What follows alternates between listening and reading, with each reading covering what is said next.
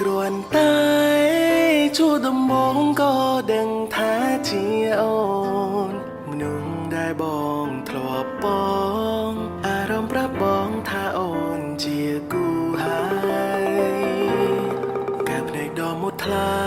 ចាំងពន្លឺស្នេហាសំដីវាចាក៏ស្រទន់ស្នេហ៍ស្នងស្នាមញញឹមអូនធ្វើឲ្យពេលដើរលឿនម្លែតាំងពីពេលដែលអូនចូលក្នុងជីវិតបងវត្តមានរបស់ស្ងួនធ្វើឲ្យជីវិតបងមានពន្លឺចាំងវាសនាបានកត់ចាយើងជាគូស្នេហា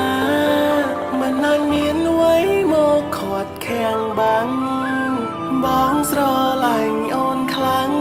ជាងជីវិតដែលមានរូបបងសងសា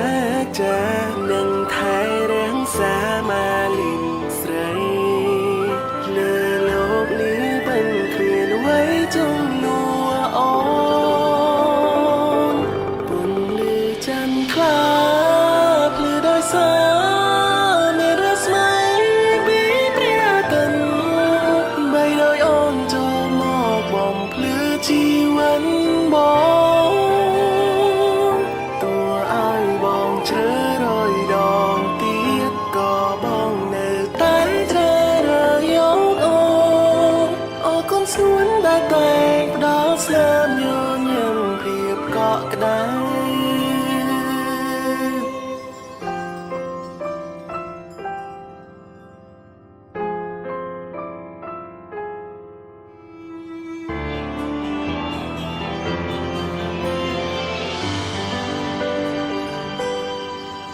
មិនថា